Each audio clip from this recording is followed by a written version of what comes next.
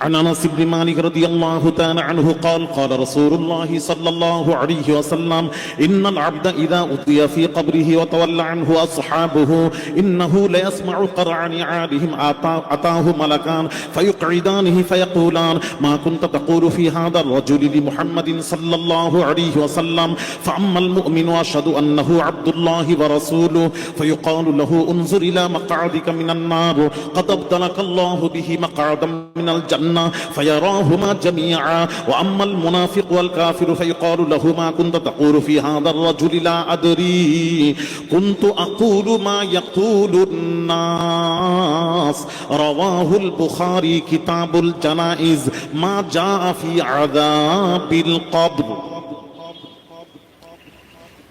আমি দলিল দিয়ে যাচ্ছি খালি শুনবেন ভাইরা আমার বাবাজিরা কিতাবুল জানাইজ খুলুন বুখারী শরীফ বাবাজি শুনুন মা জাআ ফি আযাবিল কবর খুলুন আল্লাহ নবী বিশ্ব নবী রাহমাতুল লিল আলামিন হুজুর ইরশাদ করেন মানুষ যখন মারা যায় মৃত্যুর পর তাকে যখন কবর দেওয়া হয় কবর দেওয়ার পর মানুষ যখন কবর দিয়ে যখন চলে আসে 40 কদম আসার পর আতাহু মালাকান ফায়ুকঈদানিহি ফায়াকুলান দুই ফেরেশতা মুনকার নাকির কবরে হাজির হয় আচ্ছা ভালো কথা দুই ফেরেশতা মুনকার আর নাকির হাজির হয় এই মুনকার নাকির হাজির হয়ে প্রশ্ন করে ওই মাইয়িতকে তুলে বসানো হয় বসানোর পর যে প্রশ্নটা হয় ইমাম বুখারী মুসলিম উল্লেখ করেছেন মা কুনতা তাকুলু ফি হাদার রাজুলি মুহাম্মাদিন সাল্লাল্লাহু আলাইহি ওয়াসাল্লাম হাযার রাজুল হাযা ইসম ইশারা হাযার রাজুল যে সামনে থাকে প্রেজেন্ট হাযার রাজুল আর যখন প্রশ্ন হবে আমার মাথায় ঢোকে না প্রশ্ন যখন হবে এইটা কেমন প্রশ্ন হাযার রাজুল এটাই প্রশ্ন ছিল এই রাজুল সম্পর্কে তো ধ্যান ধারণা আকীদা কি ছিল বল এটাই কিন্তু প্রশ্ন হওয়া দরকার ছিল কিন্তু ফেরেশতা প্রশ্ন করছে কি ভালো করে শুনুন প্রশ্নটাই কেমন দেখেন প্রশ্নতেই তো সব বলে দিলেন আপনি মা কুনতা তাকুল क्या कहा करता था फी हादा रजुल इस रजुल के बारे में रजुलটাকে ফেরেশতা বলে দিচ্ছেন লি মুহাম্মাদিন সাল্লাল্লাহু আলাইহি ওয়াসাল্লাম নামও বলে দিলেন এটা আবার প্রশ্ন হয় সবই তো বলেই দিলেন আমার জন্য রাখবেন কি কথা বুঝতে পারছেন না বোধহয় আমার কথা টপ করে যারা জ্ঞানী তারা ধরতে পারবে সবাই কিন্তু ওয়াজ বুঝতে পারে না ওয়াজ কাজ করার জন্য কিছু শিক্ষারও দরকার আছে এত সোজা নয় বুঝতে পারলেন না প্রশ্ন যখন হবে নাম যখন বলেই প্রশ্ন হয়ে গেল তত সবই বলেই দিলেন প্রশ্নটা হওয়া দরকার ছিল এই ইনার সম্পর্কে তো ধ্যান ধারণা আকীদা কি ছিল বল ইনি কে ওটা বল এটাই হলো প্রশ্ন হবে কিন্তু প্রশ্নের মধ্যে কি ছিল মা কুনতা তাকুল ফি হাদার রাজুল রাজুলটা কি লি মুহাম্মাদিন সাল্লাল্লাহু আলাইহি ওয়াসাল্লাম মুহাম্মদ সাল্লাল্লাহু আলাইহি ওয়াসাল্লাম নাম ধরে বলা হচ্ছে ইনার সম্পর্কে তো ধ্যান রাসূল সম্পর্কে তো ধ্যান ধারণা আকীদা কি ছিল বল আল্লাহ সর্বপ্রথম কবরে যে প্রশ্ন হবে ইমাম বুখারী মুসলিম মুত্তাফাক আলাইহি হাদিস খুলুন আমি আছি অসুবিধা নেই পেলে আমাকে বলবেন আমার নাম্বারটা নেন 9434017399 আমাকে মোবাইলে বলবেন যে হুজুর পেয়েছি আমি আসবো আপনার কাছে ইমাম বুখারী বলছেন একটাই প্রশ্ন হবে কবরে রাসূল সম্পর্কে নবীজি সম্পর্কে প্রশ্ন করা হবে করার পর এবার বলি করার পর ফাম্মাল মুমিন যে মুমিন হবে যে মোমেন হবে আর মোমেন হওয়ার শর্ত কি জানেন দেখেন কেউ নামাজ মোমেনের শর্ত নয় নামাজ পড়া মোমেনের শর্ত নয় রোজা রাখা মোমেনের শর্ত নয় হজ করা মোমেনের শর্ত নয় যাকাত দেওয়া মোমেনের শর্ত নয় কুরবান যাই মোমেনের শর্ত কি ইয়া রাসূলুল্লাহ বুখারী মুসলিম মুত্তাফাক আলাইহি হাদিস মোমেনের শর্ত নবীজি বলছেন لا يؤمن أحدكم حتى أكون أحب إليه من والده وولده والناس أجمعين رواه البخاري ومسلم সহিহ হাদিস, বুখারী মুসলিম মুত্তাফাক আলাইহি হাদিস। আল্লাহ নবী বলেন মুমিন হতে পারবে না ওই ব্যক্তি যে নাকি বিবি, ছেলে, টাকা পয়সা, আত্মীয় স্বজনকে আমি রাসূলুল্লাহর চেয়েও বেশি ভালোবাসলো, সে কখনো মুমিন হতে পারবে না, পারবে না, পারবে না। মুমিন ওই ব্যক্তি যে নাকি বিবি, ছেলে, টাকা পয়সা, আত্মীয় স্বজন, এমনকি নিজের জীবনের চেয়েও যে আমি রাসূলুল্লাহকে ভালোবাসলো, ওই ব্যক্তি হলো কামেল মুমিন। মুমিনের শর্ত দেখান কোথায়? আমার জানা নেই, আমি সংশোধন করতে চাই, আমি একটু ভালো হতে চাই, সংশোধন করতে চাই। দেখান, আল্লাহ নবী বলেছেন মুমিন ওই ব্যক্তি যে নামাজ পড়লো, রোজা রাখলো, হজ করলো, যাকাত দিল, সেই মুমিন। এক জায়গায় দেখান। তাহলে মুমিনের শর্ত নবীজি বলছে সবচেয়ে যে আমাকে ভালোবাসবে সে মুমিন। যেই কথা বলেছেন মিশকাতে সারা মাজাহিরে হক খুলুন, হযরত ওমর ফারুক রাদিয়াল্লাহু তাআলা আনহু যেই শুনলেন, ফারুক আযম রাদিয়াল্লাহু তাআলা আনহু তিনি বলেছিলেন, ইয়া রাসূলুল্লাহ, ইয়া হাবিবাল্লাহ, হুজুর আমি ওমর বিবি, ছেলে, টাকা পয়সা, আত্মীয় স্বজনের চেয়ে আপনাকে বেশি ভালোবাসতে পেরেছি, কিন্তু ইয়া রাসূলুল্লাহ, ইয়া হাবিবাল্লাহ, হুজুর আমি আমার জীবনের চেয়েও আপনাকে বেশি ভালোবাসতে পারিনি। নবীজি বললেন, আল্লাহর কসম, আল্লাহর কসম, আল্লাহর কসম ওমর, এখনো তুমি কামেল মুমিন হতে পারো নাই। হযরত ওমর চোখের পানি ছেড়ে কাঁদছেন, নবীজির দিকে তাকিয়ে আছেন। এক দৃষ্টি তাকিয়ে থাকার পর রাসূলুল্লাহর ফায়েজ হয়ে ঈমানের ব্যাটারি চার্জ হয়ে গেল। হযরত ফারুক আযম রাদিয়াল্লাহু তাআলা আনহু বললেন, ইয়া রাসূলুল্লাহ, ইয়া হাবিবাল্লাহ, হুজুর ইয়া রাসূলুল্লাহ। নবী বলছেন, এই উমর এখনো মুমিন হতে পারোনি। তাহলে যেটা বলছিলাম, উমরের মধ্যে কি নামাজ, রোজা, হজ, যাকাত, নামাজ রোজা ছিল না? তারপর নবী বলছেন মুমিন হতে পারলে না। তখন ওমর রাসূলুল্লাহ সাল্লাল্লাহু আলাইহি ওয়াসাল্লামের দিকে তাকানোর পর আল্লাহর নবীর তাকানোর পর বাবাজি ঈমানের ব্যাটারি চার্জ হয়ে গেল। হযরত ওমর বলেছিলেন, ইয়া রাসূলুল্লাহ, ইয়া হাবিবাল্লাহ, হুজুর আমি ওমর নিজের জীবনের চেয়েও আপনাকে বেশি ভালোবাসতে পেরেছি। নবী বললেন, এই ওমর এবার তুমি কামেল মুমিন হতে পেরেছো। মুমিনের শর্ত, এত ভালোবাসতেন ওমর রাসূলকে, আল্লাহু আকবার। যে ওমর তলোয়ার নিয়ে এসেছিলেন নবীজি মুহাম্মদ সাল্লাল্লাহু আলাইহি ওয়াসাল্লাম মাথা কাটার জন্য, তলোয়ার নিয়ে আসছেন, আর এদিকে নবীজি দোয়া করছেন, হে আল্লাহ ওমরকে ইসলামে দাখিল করো, উমর ছাড়া ইসলাম পরিপূর্ণ হবে না, উমরকে চাই, উমরকে চাই। নবীজি দোয়া করছেন, আর নবীজির দোয়া জানেন মুস্তাজাবুদ দাওয়া, মানে হচ্ছে যা দোয়া করেন 100% রাসূলুল্লাহ দোয়া আল্লাহর দরবারে মঞ্জুর হয়ে যায়। রাসূল দোয়া চাচ্ছেন, উমরকে দেন আল্লাহ। এই উমর তলোয়ার নিয়ে এসেছেন রাসূলের দরবারে মাথা কাটতে। এসে কি করলেন জানেন? নবীজির নুরানি চেহারার দিকে তাকিয়ে কি বলেছিলেন জানেন?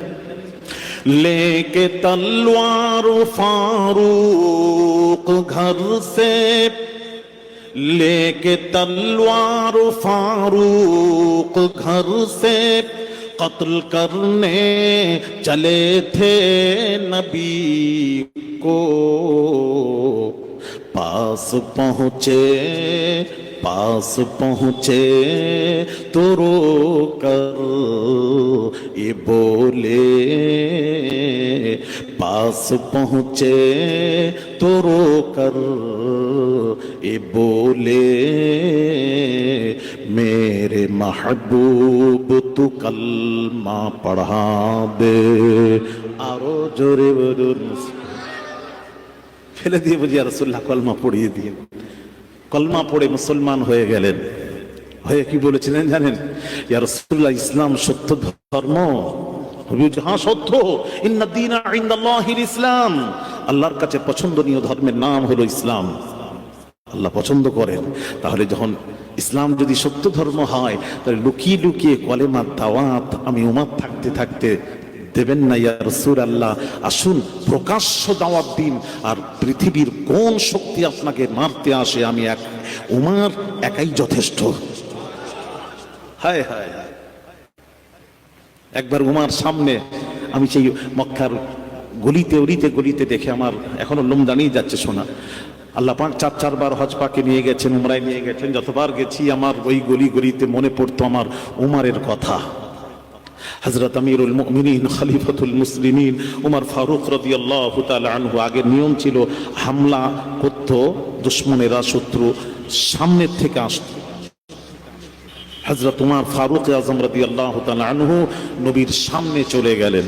সামনে কেউ যদি এসে হামলা করে দেয় নবীজিকে, সামনে সামনে যখন যান মনে পড়ে যায় রাসূল পেছনে।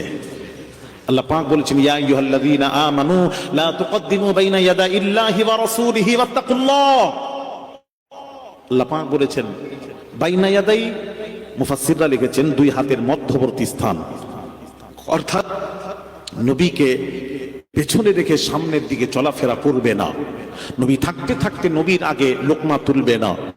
নবী থাকতে থাকতে চূড়ান্ত কোনো সিদ্ধান্ত নেওয়া যাবে না। লা তুকদ্দিমু বাইনা ইয়াদাইল মান অর্থ। তো হযরত উমর যেই মনে পড়ছে নবী পিছনে আমি আগিয়ে, সামনে চূড়ান্ত বেয়াদবির কথা যেই মনে পড়ে যায় আবার পেছনে চলে আসেন, আবার সামনে। দুশমনের কথা মনে পড়লে আবার সামনে, বেয়াদবির কথা মনে পড়লে আবার পেছনে, সামনে পেছনে, সামনে পেছনে। সেই উমরের দ্বারা ইসলাম পরিপূর্ণ হয়েছে। শোনা খায়ের, যে কথা বলছিলাম নবী পাক সাল্লাল্লাহু আলাইহি ওয়াসাল্লাম যে মুমিন হবে, উমর বললেন আমি নবীকে সবচেয়ে বেশি, জীবনের চেয়ে বেশি ভালোবাসি। নবী বললেন, হে উমর, এবার তুমি কামিল মুমিন হতে পেরেছো। তাহলে মুমিনের শর্ত নবীর ভালোবাসা, আদব, প্রেম, ভালোবাসা, আদব।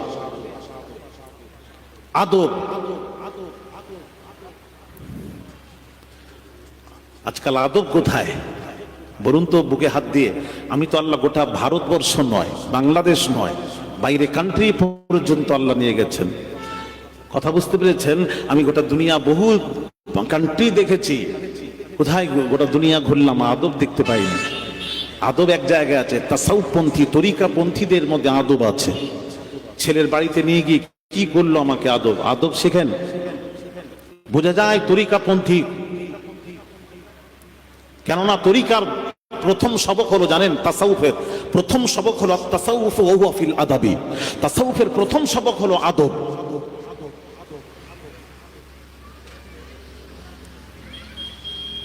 প্রথম সবক হলো আদব। তাসাউফি জীবনে শিখলেন না, শিক্ষক গ্রহণ করলেন না, আদব আসবে কি করে? এই জন্য বড় বড় বক্তা বাংলাদেশে দেখুন যান, নবীজিকে নিয়ে কি আলোচনা করছে জানেন? নবী 6 প্যাক ছিলেন, 6টা ভাঁজ ছিল শরীরে, 6টা ভাঁজ ছিল, 6 প্যাক। মুখে বা এসছে বলে দিল। তখন বলছে 6টা ভাঁজ ছিল, বললে অসুবিধা কোথায়? আচ্ছা, অসুবিধা কোথায়?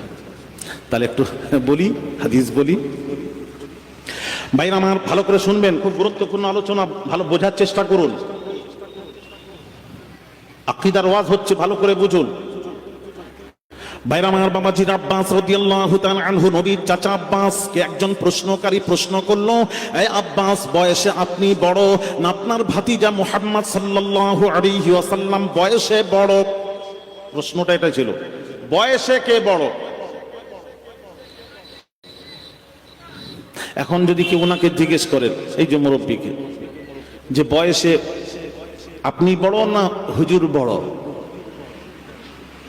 ইনাকে যদি কেউ জিজ্ঞেস করে কি বলবেন? বয়সে কে বড়? তাহলে প্রশ্নের উত্তর আসবে, বয়সে তো আমি বড়, হুজুরের চেয়ে বয়সে আমি বড়, হুজুর সব দিক দিয়ে বড়। বোঝেন, এটা উত্তর। তো বয়সে তো আব্বাস রাদিয়াল্লাহু তাআলা আনহু বয়সে বড়, নবীজি বয়সে ছোট। প্রশ্ন কি ছিল? বয়সে কে বড়? কুরবান যাই, আব্বাস রাদিয়াল্লাহু তাআলা আনহুর উত্তরটা শুনুন। আদব কাকে বলে শিখুন, আমার বার্তা পৌঁছে দিন। আমি তো পুরো বাংলাদেশে বক্তব্য দিই, খালি 4টা ডিস্ট্রিক্ট বাদে সমস্ত ডিস্ট্রিক্ট আল্লাহ গুনাহগারকে ছড়িয়ে দিয়েছেন। আবার সামনে যাব, পৌঁছে দিন বার্তা তাদের কাছে, কার নাম আদবটা শিখুন, শিখতে বলুন। নবী 6 প্যাক, আদব নেই আপনার? আব্বাস রাদিয়াল্লাহু তাআলা আনহুকে যেই প্রশ্ন করেছে বয়সে কে বড়, আব্বাস রাদিয়াল্লাহু তাআলা আনহু উত্তর দিচ্ছেন, বয়সে কিন্তু আব্বাস বড়। উত্তরটা শুনুন। নবীর ব্যাপারে যখন এই প্রশ্ন এসেছে উত্তর ওইভাবে হবে না। পৃথিবীর অন্য কারোর সম্পর্কে প্রশ্ন হলে আব্বাস বলতেন আমি বয়সে বড়, কিন্তু নবীজির সম্পর্কে প্রশ্ন হয়েছে উত্তরটা কি হবে? উত্তরটা দিচ্ছেন হুয়া আকবারু মিন্নি, বড় তো রাসূল। সুবহানাল্লাহ বললেন না? ওয়াজ বোঝেন না বোধহয়, বোঝেন না, একটু শুনেন না, ভালো লাগবে। হুয়া আকবারু মিন্নি, বড় তো রাসূল। জোরে বলুন, আচ্ছা বড় রাসূল বলেন না, বড় বয়সে বড়, কিন্তু বয়সে তো আব্বাস বড়। আব্বাস রাদিয়াল্লাহু তাআলা আনহু ভয় করছেন, যদি আমি বলে দিই বয়সে আমি বড়, চূড়ান্ত বেয়াদবি হবে। ওই বেয়াদবির দিকে লক্ষ্য করে বলছেন, হাদিস শরীফ পড়ছে, এই ছেলেরা, এলাকাবাসী ভালো করে শোনেন, হুয়া আকবারু মিন্নি, বড় তো রাসূল বলে দিয়ে শেষের কথাটা কি বলছেন শুনুন, ওয়া আনা ওয়ালিদতু ক্বাবলাহু, ওয়া আনা ওয়ালিদতু ক্বাবলাহু, ভূমিষ্ঠ দিক দিয়ে আমি দুনিয়ায় আগে এসে গেছি। এটা শেষের কথা। এটা তো প্রথমে হওয়া দরকার ছিল। বড় কে না, আমি ভূমিষ্ঠ দিক দিয়ে আমি আগে এসে গেছি। শেষে বলতে পারতেন রাসূল বড়, ভবিষ্যৎ দিকে আমি আগে, কিন্তু বললেন না। উনি বলছেন এই কথাটা বলাটাও নবীর শানে বেয়াদবি।